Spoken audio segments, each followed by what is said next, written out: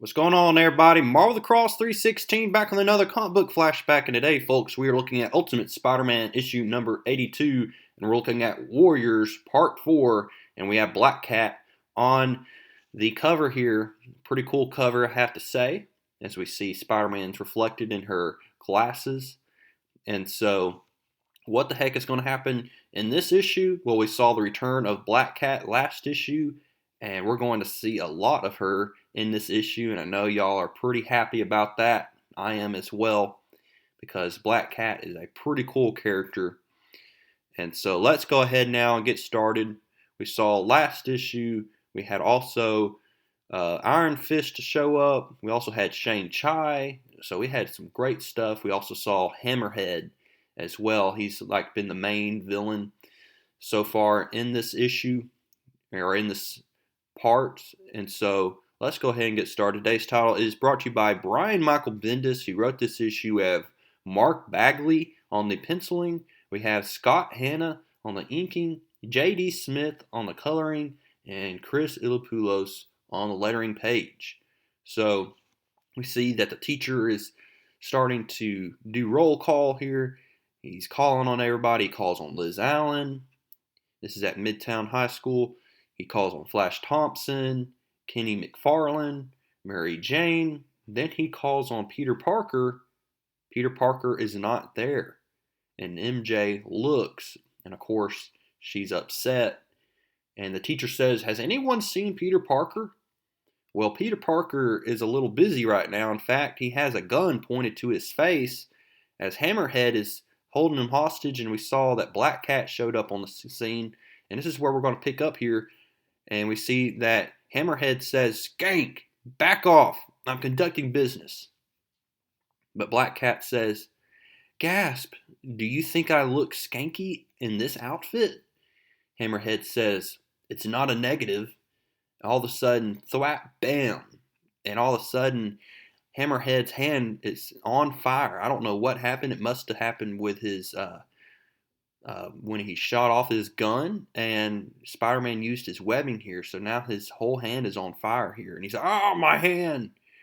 Spider-Man's like, "You shot a bullet into my web, or did I shoot a web into your bullet? I always get those two confused."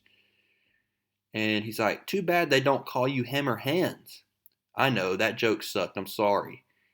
Black Cat says, "Are you okay?" And Spider-Man's like, "I'll deal with you in a minute."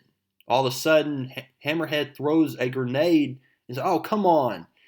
And so Black Cat's like, "Everybody down." And they then are going to get out of the way. Boom. We see Spider-Man swings off with Black Cat here. The grenade just went off right here in Chinatown here. And they land on this rooftop. And whoa, what a landing. Oh my goodness. He's like, "Oof." And she's like, "Hi." Spider-Man's like, "Thank God this never happened with Dr. Octopus." And she's like, "Did you miss me?" Spider-Man's like, "I thought you were dead, Felicia." She said, "Yeah, me and you are going to have a talk. That's not all we're going to do."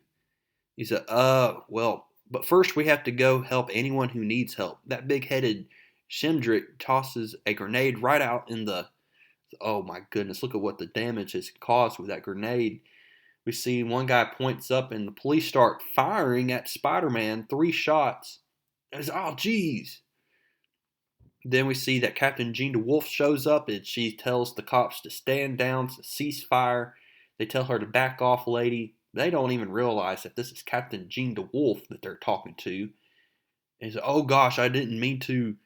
He said, "Sorry, Captain, we were trying to subdue Spider-Man." It's like, was Spider-Man responsible for this, or was it somebody else? Why did you just start firing at him and you had no evidence of who even did this? Well, they point at this guy and she says, "So, hey, what did you see?" He said, "Oh, it was awful. There was this guy with a big head and he's the one that threw the grenade."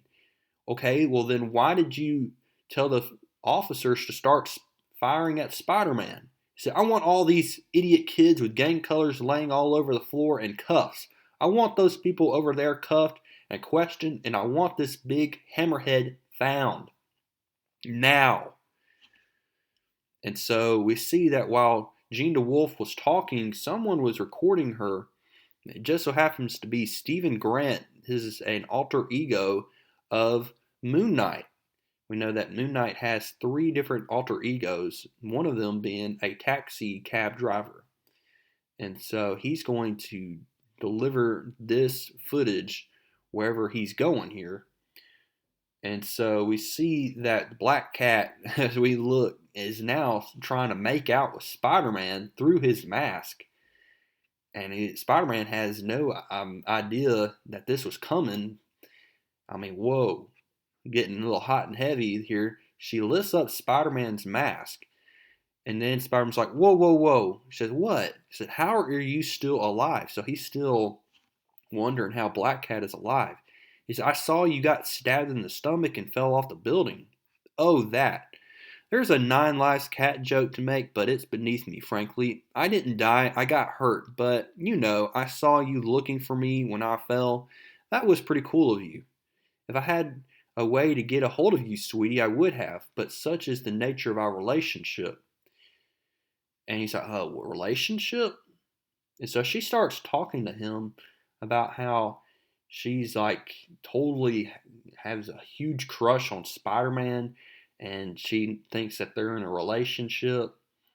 And he's like, whoa, wow, this is crazy, Spider-Man thinks. And he said, because I never had any idea what's going on. That's why she's like, why are you spazzing out? He said, wouldn't you rather be making out? He said, I'm so confused. He said, okay, what do you want to know? He said, you're back. I am. Still after the Kingpin? Absolutely. Because of what he did to your father? Absolutely. Does he know you're back? Who? The Kingpin? No. I've been biding my time doing tons of research. I'm the one who called in that leak on his guy Denny. Started the wheels turning on his feral legal woes. Yay me. Then I started doing recon on Hammerhead, following him, waiting to make a move. I even thought of maybe helping Hammerhead topple the big fat pig. But when he had my baby all roughed like that, I had to do something, referring to Spider-Man. And she says, there will always be bad guys. I don't care about getting the bad guys. I only care about Wilson Fisk. Wilson Fisk is the goal. When Wilson Fisk is down for good, then it's done. He said, what do you mean when it's done? It's going to be done. This outfit comes off and me and you go ice skating or whatever people do who don't wear leatherish outfits and run around rooftops. Are we dating and no one told me? You haven't thought about me. Well, I'm glad you're okay. So I'm more than okay. I thought you did? I really did. So she's been thinking about Spider-Man. I could see your eyes through those lenses, right? He said, oh my gosh, what time is it? He said, who cares? But then he then swings off and leaves Spider-Man. Leaves Black Cat here. And she's like, oh damn, he's married. But Peter Parker is not married. He's a high school student. I'm guessing that Black Cat is probably in her early 20s, I would say. So we see that Stephen Grant is going to return back to his apartment. Marlene, his girlfriend, is pointing a gun. She said, come on, Mark, you're supposed to call me before you come up. He said, is there food? How did it go with Hammerhead? It didn't. So she thought that he was going to suit up as Moon Knight. He said, a fight broke out. I just observed. She said, at least the costume's in one piece. Did you see Spider-Man? He doesn't answer. And she said, uh-huh. Just for the record, are you Stephen Grant now or Mark Spector or Moon Knight? He walks away. He said, guy should tell his girlfriend which personality she's talking to. So we see Spider-Man swings back to his home in Queens. He's going to get back into the basement, and he can't believe what just transpired that day. He didn't show up to school, but he got to, fight Hammerhead. He also got to see Black Cat and how sexy she looked in her costume. He noticed that Aunt May has returned home, so he takes off his spider outfit and gets back into his normal clothes. She says, have you ordered anything? He said, no. He said, well, I'm hungry. So she's going to go to the bathroom real quick. He's going to figure out what they're going to eat. He notices that there's a message on the answering machine, and it's Peter's principal saying that Peter left during the day without telling anybody. So he deletes the message in a hurry, and then he's going to ask if you want Chinese or pizza. Now at Fisk Towers, we see that on the news, everything that's going down on Chinatown, and Walter Denny is hearing all this.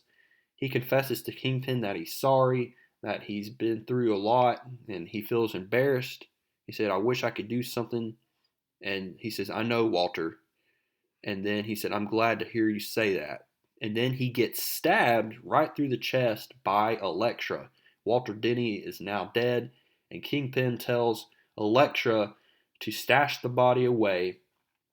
And he says that enough is enough. The gloves are off. Hammerhead, Moon Knight, Spider-Man, it's time to clean up this. Hope you're ready for the task. And she says, I am. And so that is how we end this issue, folks. What is going to happen up next, folks? We have some crazy stuff coming up as we look at part 5. But before we look at part 5, I have big news. The big news is we're going to take a break on this storyline just for a minute, and we're going to look at the first annual of Ultimate Spider-Man. That's right, folks. Coming up next, Ultimate Spider-Man Annual number 1. We're going to look at that coming up next. But before then, go ahead now and comment down below what you liked about this issue. Subscribe if you have not, and like this video, and I will see y'all in the next one.